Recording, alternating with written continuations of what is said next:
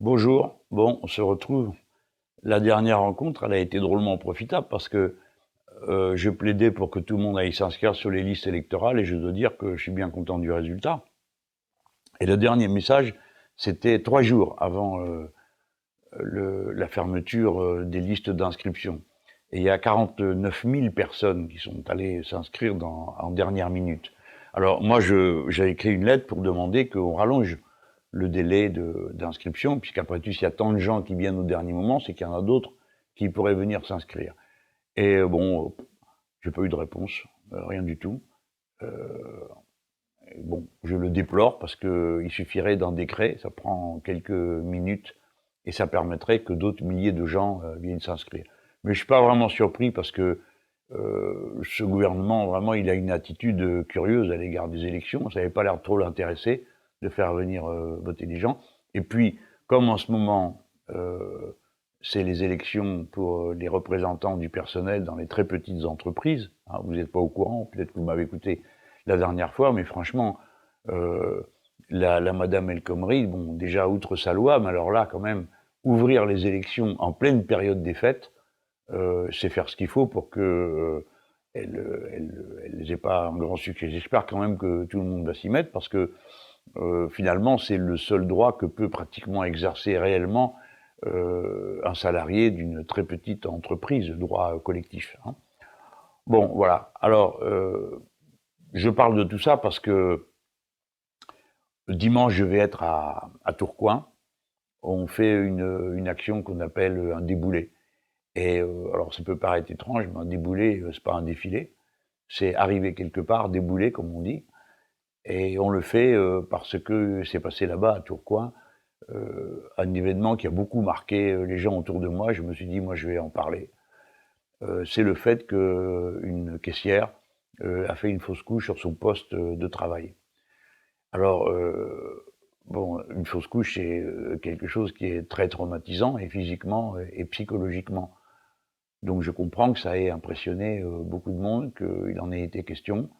C'est une jeune femme, donc y a beaucoup de monde qui peut s'identifier à elle et trouver que c'est pas bien de maltraiter les gens de cette façon, au point qu'on ne tient jamais compte de ce qu'ils demandent, de leur souffrance au travail.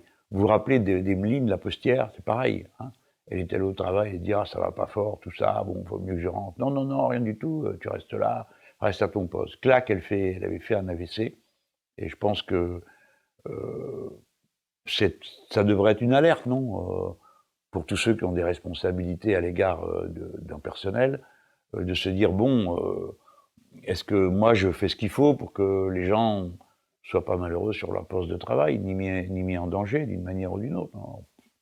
Maintenant, le management, c'est comme ça, c'est le management par la peur. Euh, tu t'en iras de là quand je te le dirai, tu pourras aller aux toilettes si je t'y autorise, et ainsi de suite. Et les gens n'osent rien dire parce que ben, c'est leur seul revenu, alors qu'est-ce que vous voulez qu'ils fassent? Donc ils sont bien obligés de supporter tout ça, puis un jour, bah, il y a quelqu'un qui craque, soit c'est son corps qui lâche, soit c'est sa tête. Alors, je vais aller pour ça à Tourcoing, et on fait au théâtre municipal, je vais faire un meeting, je vais parler des conditions de travail, et je crois que c'est important que dans la campagne présidentielle, quelqu'un qui a l'autorité d'être candidat parle des sujets qui concernent la vie de beaucoup de gens dans ce pays, et puis qui sont des souffrances non dites, parce qu'on n'en parle jamais. Hein. La condition des travailleurs, ça n'intéresse pas beaucoup les superstructures médiatiques du pays. Mais il faut reconnaître que cette affaire à Tourcoing et à Auchan, elle a eu un impact dans beaucoup de journaux aussi. Il y a eu pas mal d'articles, et notamment d'articles qui racontent ce qu'est la vie de ces personnels particuliers qui sont aux caisses des magasins, qui se chopent toutes sortes de maladies professionnelles du fait des masses, des quantités qu'elles soulèvent. Ça a l'air de rien. Vous regardez ça, vous voyez 3 paquets de chewing-gum et puis un paquet de chips, et vous dites oui, c'est pas grand-chose. Non, non, c'est toute la journée. Hein. Et à des moments, il y a des gros coups de bourre où il faut lever, porter, transporter sur un petit espace. C'est douloureux. Donc, c'est à prendre au sérieux. Pensez-y la prochaine fois que vous allez faire vos courses. Eh ben, vous y pensez, vous verrez en regardant la caissière ou le caissier, mais c'est le plus souvent une caissière, travailler, vous réfléchirez à ce que ça représente. Et c'est pas interdit de dire merci bonjour quand on arrive et au revoir quand on s'en va. Croyez-en, les intéressés, ça les intéresse. Alors, bon, le groupe en question, c'est Auchan qui fait ça. Et Auchan, c'est un ensemble de magasins qui appartiennent à l'AFM. Hein, AFM, je ne sais pas ce que c'est. C'est l'association de la famille Mullier. C'est une espèce de communisme actionnarial, hein, et familial. Alors, bon, moi, c'est pas mon rôle de dire du mal de celui-ci ou de cela, mais enfin, cela, quand même, je trouve que ils exagèrent un peu quand même, hein, parce que déjà, ils ne payent pas leurs impôts en France. Moi, j'aime pas ça. On fait ses affaires en France, on a du personnel qui est éduqué en France, du personnel qui est soigné en France, ben on paye ses impôts en France, voilà, on fait comme font tous les autres Français. Alors on me dit, mais ça, tu n'y peux rien, maintenant ils ont déclaré leur foyer fiscal en Belgique, mais j'ai bien vu qu'ils étaient en Belgique, juste à la frontière, hein. Et dans mes notes, là, il y a ce qu'ils payent, bah, ça fait pas beaucoup, vraiment pas beaucoup. Mais alors, il faut dire les choses comme elles sont, hein. Ils ont déjà eu une perquisition, là, en mai dernier, parce que il semble que le fisc français n'est pas tout à fait d'accord avec la manière avec laquelle sont déclarés les bénéfices des différentes composantes de cette AFM, hein. Mais bon, c'est déjà des ennuis pour cette famille. Et puis, il y a un autre ennui qui s'annonce à l'horizon, c'est moi. Parce que si je suis élu, vous pouvez aller où vous voulez, au fin fond de la Patagonie ou dans un recoin de la Mongolie, de toute façon, j'y serai. Pourquoi? Parce que nous, on changera la législation sur l'impôt et on fera ce qu'on appelle l'impôt universel, qui est plus joli que l'impôt différentiel. Ça consiste en ceci: où que vous soyez, bah, vous payez l'impôt que vous devez aux gens qui vous accueillent, le pays dans lequel vous êtes, mais la déclaration, vous l'envoyez aussi au fisc français. Et le fisc français, il compare entre ce que vous avez donné à l'étranger et ce que vous auriez donné si vous étiez en France. Et la différence, vous la payez au fisc français. Alors, pourquoi ça? D'abord, où j'ai trouvé l'idée, c'est les Américains qui font ça. Vous ne pourrez pas dire que c'est une invention de gauchistes échevelés, hein. Mais les Nord-Américains, j'aime vous dire qu'ils rigolent pas avec cette histoire, hein. Ils téléphonent dans tous les pays, ils font des interventions pour vérifier si parmi les clients d'une banque, il y a des gens, écoutez bien ça, qui ont un soupçon d'américanitude. Hein, comment je le sais? Bah justement parce que les gens que je fréquente, moi, c'est ceux qui font le boulot, pas ceux qui donnent des ordres. Et donc, c'est des gens dans les banques qui m'ont raconté comment ça se passe. Car les États-Unis d'Amérique ne veulent pas en lâcher une bouchée. Ils ont bien raison. Et bien moi, je ferai exactement pareil. Et je connais le système, ce système-là, qui consiste à déclarer, payer ce qu'on doit à un endroit, envoyer la déclaration au fisc qui calcule si vous ne lui devez pas encore quelque chose. Vous le savez, comment je le sais? Eh bien, c'est simple, je suis député européen. C'est exactement ce qui m'arrive. Et je trouve ça très bien. C'est-à-dire que d'abord, je déclare mon indemnité à l'Europe, qui prend un impôt dessus, et ensuite, avec les documents que j'ai, je signale tout ça au fisc français, et hop, il recalcule ce que je lui devrais, si j'étais contribuable plein pot en France. Et je trouve ça très bien. Voilà. Et je n'ai pas fini. Et ceux qui veulent pas payer leurs impôts en France, et je ne sais pas quelle combine ils pourront trouver dans l'avenir, à mon avis, il n'y en aura plus. Mais je les préviens d'une chose, moi je ne suis pas d'accord pour qu'on soit citoyen français, qu'on paye ses impôts à l'étranger et qu'on exerce des mandats sociaux en France. Alors ça aussi, ça ne va pas être possible. Bon, tout le monde va rester calme, on va appliquer l'impôt universel, et comme ça, la famille Mullier va pouvoir repasser la frontière dans l'autre sens et habiter dans son pays, sauf naturellement si elle veut habiter en Belgique parce qu'elle a une jolie maison, que ça se trouve qu'ils aiment mieux le paysage, ou qu'ils sont plus loin d'une route. Parce que quand vous êtes trop proche d'une route, j'ai lu dans le journal aujourd'hui que ça augmente la possibilité de cas de démence. Eh ben oui, c'est comme ça, à cause de tout ce que vous respirez. Bon, c'est une demi-plaisanterie pour terminer sur ce sujet. Ce que je veux dire, c'est qu'il est temps qu'après 15 ans pendant lesquels on a absolument passé tous leurs caprices aux milliardaires de toutes sortes et aux grands actionnaires du CAC 40, ça fait 15 ans que ça dure. Et le résultat, on l'a sous les yeux. En effet, il y a plus de millionnaires. Et ceux qui étaient riches sont devenus encore plus riches. Mais il y a de plus en plus de pauvres. Et vous le savez, c'est 9 millions de pauvres dans notre pays. Et chez les Allemands, qui paraît-il sont un modèle économique, social, blablabla, il y en a 13 millions. Et puis, en plus de la pauvreté, qui est le résultat d'un mode d'organisation de la production et de l'échange absolument barbare, puisque c'est l'accumulation se fait à un endroit et les autres n'ont rien. C'est de la barbarie. Hein. Mais c'est surtout que ça répand une souffrance au travail à tous les étages, partout, partout, partout. Il faut vite, avec le moins de monde possible, et il faut que ça rapporte le plus. Donc, moi, dans cette campagne de l'élection présidentielle, j'ai l'intention d'amener les thèmes qui concernent les salariés. Parce que j'en entends beaucoup, ils disent « Moi, je suis le candidat du travail, je vais vous parler du travail. » Va bosser. On va parler du travail, on peut parler du contenu du travail, au sens des qualifications que ça met en jeu. Mais il faut aussi penser à la personne humaine qui est au travail. Hein. Donc il faut aussi parler des êtres humains, et pas seulement faire du bruit avec sa bouche sur des thèmes très généraux, et d'autant plus faciles à traiter qu'ils sont très généraux. Bon, pour terminer, j'ai regardé dans ce qu'on m'a donné dans mes fiches, là, ce que faisait cette famille, qui possède Auchan et combien d'autres choses. C'est un grand groupe, c'est le 13e groupe de distribution mondial. Hein. Il y a beaucoup de Français dans la distribution dans le monde. Alors là, le groupe Mullier fait de très bonnes affaires en France. Il y a plus de 126 magasins en France, et puis ils font aussi des bonnes affaires avec la Russie. Hein. Hein, comme quoi, entre ce qu'ils écrivent dans leurs journaux et ce qu'ils font, c'est pas tout à fait pareil. Enfin, je dis ça pour leurs journaux parce que ce qui m'est venu à l'esprit, en regardant les fiches, c'est que la famille possède une école de journalistes. Vous le croyez, un truc pareil? Eh bien oui, une école de journalistes, c'est une société qu'on peut posséder. Comme vous direz, je possède un cheval, ou je possède ma maison, ou je possède ma bicyclette, je possède mon école de journaliste. Alors ils possèdent une école de journalistes, et pas n'importe laquelle, la plus importante du pays.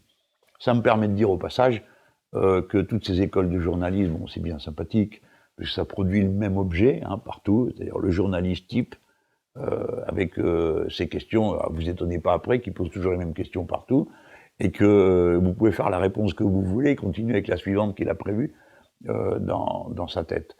Bon, ça non plus, ça va pas durer. Hein.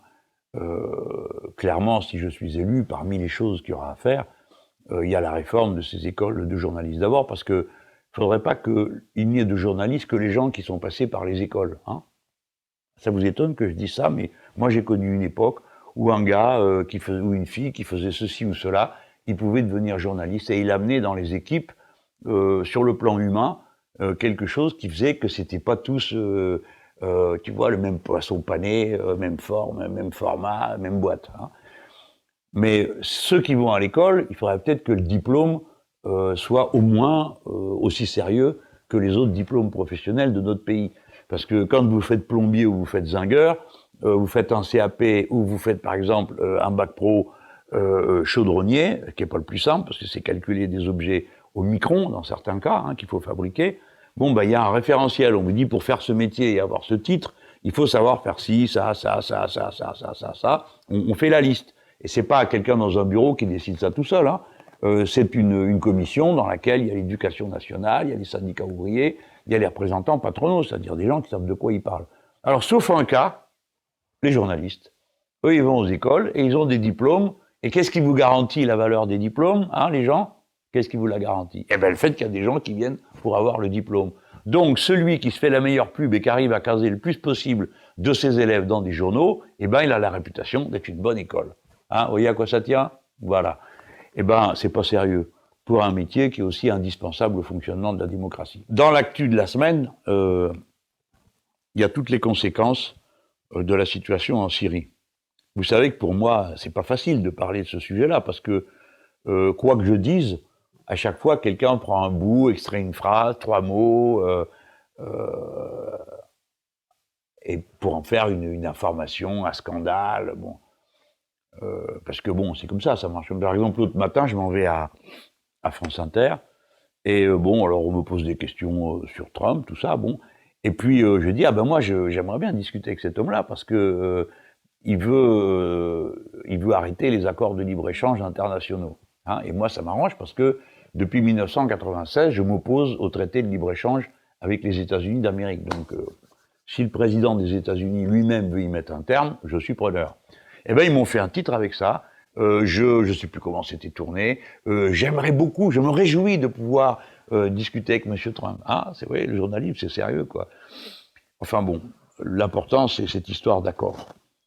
L'accord, il a été passé, qui est un accord de cessez-le-feu. Il est passé entre les Turcs et les Russes. Dites donc, ça vous paraît pas curieux, une histoire pareille? On nous avait dit que c'était une guerre entre des rebelles modérés, c'est-à-dire qu'ils étaient modérés, et le gouvernement de Bachar el-Assad. Donc c'est ceux-là qui se battaient en principe, non? Alors qui c'est qui décide de cesser le feu? Des Russes et des Turcs. On ne comprend pas. Il paraît que c'était des rebelles modérés et le régime de M. Assad. Qui signe le cessez-le-feu? Des Russes et des Turcs. Mais qu'est-ce qui se passe? On nous aurait menti, on nous aurait trompé. Ce ne serait pas une guerre de rebelles modérés contre un gouvernement, ça ne serait pas une guerre de religion, tout ce qu'on nous a raconté, ça serait une guerre de puissance, hein? Eh ben oui. Et c'est ce que je dis depuis le début. Et on aurait pu s'épargner des mois de guerre si on était parti de la réalité pour faire discuter les gens qui sont partie prenante dans cette histoire pour des raisons qui sont régionales, des raisons de puissance régionale, et pour des raisons d'accès aux matières premières stratégiques de notre époque que sont le gaz et le pétrole. Voilà.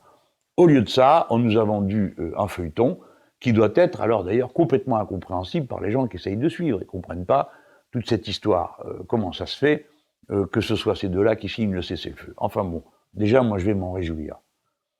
Cessez-le-feu, ça veut dire l'arrêt des bombardements, et il n'y a pas de bombardement propre, ça n'a jamais existé nulle part.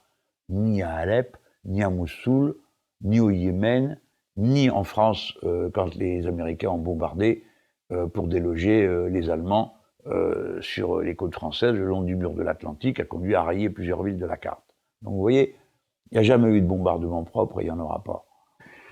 La résolution des Nations Unies sur le sujet, qui approuve le cessez-le-feu et prolonge les idées qui résultent de cessez-le-feu, elle a été adoptée à l'unanimité.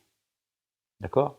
Donc, si vous me demandez quelle est ma position, c'est celle de l'ONU, celle qui a été adoptée à l'unanimité.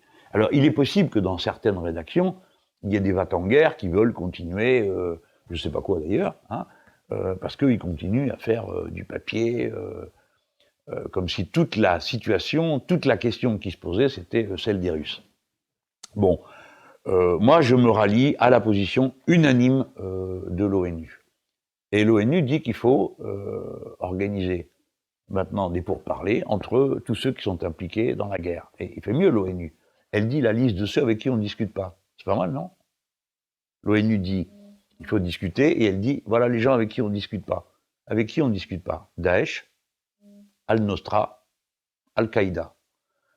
Al-Nosra, Al-Qaïda, c'était les rebelles modérés qui se trouvaient dans Alep. Alors, dans la résolution de l'ONU votée à l'unanimité, il est dit qu'avec cela, on ne discute pas, on fait la guerre. Bon. Donc tout ça, moi, je me reconnais dans ce texte et je pense qu'il est de nature à ramener la paix à condition que les discussions puissent continuer, qu'il n'y ait pas des provocateurs ici ou là, qui remettent le feu à toute cette histoire. Je pense que les malheureux Syriens n'en peuvent plus, donc il est temps que ça s'arrête. Il y a moyen de le faire, il suffit de discuter sérieusement. Et pourquoi faire après? Eh ben, qu'est-ce que vous voulez faire? C'est quoi l'idée? Ben, qu'est-ce que vous voulez faire? Des élections. Vous connaissez un autre moyen d'installer un pouvoir quelque part? Non, il faut faire des élections. Alors on me dit, ah c'est pas possible, c'est la guerre. Ben justement, c'est pour ça qu'il faut arrêter la guerre. Il y a un cessez-le-feu, ça peut déboucher sur une fin des combats. Organiser des élections, ça consiste à faire revenir les réfugiés, et s'ils ne reviennent pas, on peut faire une liste des Syriens de l'extérieur. Ça existe, nous les Français on le fait, alors pourquoi les autres ne pourraient pas le faire? Et puis sur place, on refait des listes électorales. Les organisations internationales savent faire ça, il n'y a rien de compliqué. C'est moins compliqué de faire une liste électorale et de faire voter des gens que d'organiser une guerre, de bombarder ici, tirer là, transporter ceci, transporter cela. C'est 10 fois plus compliqué à organiser une guerre qu'une élection. Par conséquent, qu'on ne vienne pas me dire que c'est une utopie, que c'est une chose qui est impossible. C'est une chose qui est tout à fait possible. Et d'ailleurs, la résolution de l'ONU dit que toutes les questions, y compris celles du régime en place, doivent être réglées par des élections. Moi, je fais le pari que maintenant que les Turcs ont sans doute obtenu ce qu'ils voulaient, et que les Russes se maintiennent dans la base qu'ils ont là-bas, qui est la seule base qu'ils ont en Méditerranée, on va s'accorder à trouver une solution démocratique. Et que dans cette solution, évidemment, c'est les Syriens eux-mêmes qui diront s'ils veulent au nom de Bachar el-Assad. Je crois pouvoir dire que peut-être qu'eux-mêmes voudront tourner la page. Si on donne des garanties à tout le monde, ça devrait pouvoir se faire. Tout ce que je suis en train de vous dire, c'est ce que je dis depuis le début. Mais il y a une ambiance complètement folle. Des gens sont en train de se jouer le retour de la guerre froide, mais ça n'a rien à voir avec la guerre froide. Enfin, il n'y a plus du RSS. La Russie est une puissance capitaliste comme une autre. Et j'ai lu, je ne sais quoi, le réarmement de la Russie. Enfin, bon, vous savez que le budget militaire de la Russie, il est moins important que celui de l'Arabie Saoudite. Hein, vous avez une idée de ce que c'est, les budgets militaires? Le premier budget après celui des États-Unis, militaire, c'est celui de la Chine. Donc on voit bien que tout ça, c'est de l'agitation qui est faite pour faire peur, pour faire croire à un danger qui n'existe pas. La Russie n'a l'intention d'envahir personne en Europe. Hein. De la même manière, je ne crois pas que la Chine veuille envahir qui que ce soit. Et puis les États-Unis sont en train de changer de ligne tactique. Alors, il y a des gens qui vont être bien embêtés bientôt. Mais ce qui s'appelle bien embêtés, hein, parce que ça fait 50 ans qu'ils vivent sous parapluie nucléaire nord-américain, alors ils croient que ça va durer tout le temps. Ben non, les Nord-Américains ont changé d'avis.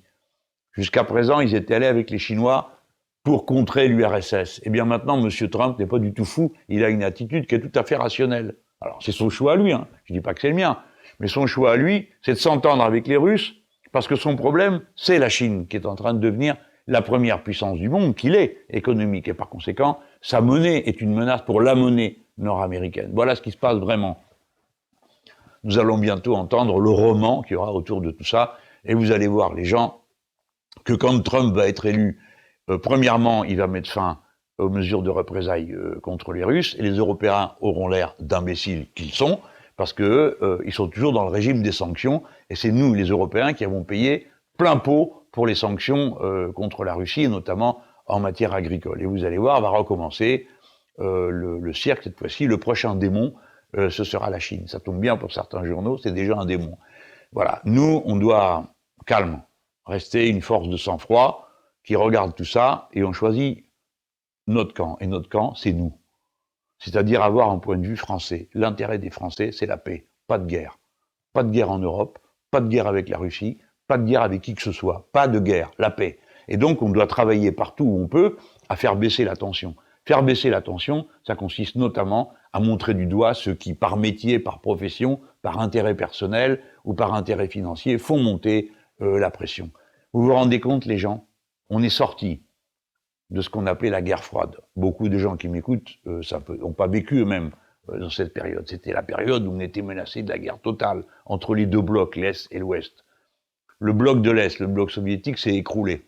L'alliance militaire à l'Ouest continue, ça s'appelle l'OTAN. Mais en tout cas, la grande confrontation, elle est finie. Finie. Eh bien, vous savez quoi? Le budget militaire du monde a augmenté de 30%. Dans un monde où il n'y a pas deux camps, hein, le budget militaire total augmente quand même du tiers. Vous ne trouvez pas que ça sent un peu les intérêts privés, les lobbies militaro-industriels? Bien sûr, bien sûr. La guerre, avant toute chose, c'est une bonne affaire pour certains. Et quand elle commence, la guerre, c'est une suite de crimes organisés. C'est rien d'autre. Hein. Faut pas raconter d'histoire. Bon, alors les amis, j'ai un cadeau à vous montrer que j'ai reçu de YouTube. Parce que comme vous avez mis beaucoup de pouces bleus et qu'il y a beaucoup de gens qui sont abonnés, on est arrivé à 100 000. Hein. Maintenant, on est même plus loin, on est à 150 000. Et du coup, moi, j'ai eu droit à un cadeau de YouTube que je vous montre. C'est le trophée pour les 100 000. Alors bon, faute de goût de leur part, ils m'écrivent en anglais. Bon, donc par principe, je refuse de le lire. Mais je vois bien de quoi ça parle. c'est la récompense pour les 100 000. Alors moi j'ai dit, mais alors on est à 150 000, donc dans 50 000, tant qu'on en reçoit un deuxième, non, pas du tout. On reçoit le cran suivant à 1 million. Là, je crois que la marche est un peu haute pour moi. Bon, alors on continue. Bien sûr, on va continuer à avoir des abonnés et des pouces bleus si vous voulez, parce que moi ça aide ce que je suis en train de faire. Je vous annonce que je vais refaire une réponse foire aux questions, donc vous pouvez envoyer vos questions et je ferai un enregistrement de réponses. Et je vous remercie d'avance parce que ça a été très utile pour moi la dernière fois. Ça a bien marché parce qu'il y a eu plus de 300 000 vues, mais ça a permis de faire connaître des choses dont je ne pensais pas qu'elles posaient problème. Mais grâce à vos questions, je l'ai vu. Alors, moi, je mène ma bataille, vous le savez. Maintenant, on va entrer bientôt dans la période un peu chaud, où il fait un peu chaud dans la campagne présidentielle. Là, il n'y a plus que quelques semaines. Après, on va savoir qui est le candidat du PS, si quand même ils ont un candidat. Et puis, bon, la campagne va démarrer. Bon, là, nous avons atteint les 185 000 personnes qui appuient ma candidature. Je me bats parce que j'aimerais qu'on arrive assez rapidement à la mi-janvier à être 200 000. Parce que je trouve que c'est un chiffre rond et bon, ça donne du poids. Alors je sais que parmi ceux qui suivent cette chaîne, bon, il y a des gens qui viennent là parce que ça les intéresse, veulent connaître une analyse. Bon, voilà, c'est normal. Ils en demandent pas plus et je le comprends parfaitement. Mais il y en a qui partagent mon combat, mon idéal. Et bon, peut-être qu'ils n'ont pas pensé à aller signer sur le site JLM 2017. Ça me rendrait bien service que vous le fassiez. Du moment que vous êtes de mon bord, eh bien, je crois que ça donne du poids à la campagne et je vous en remercie d'avance.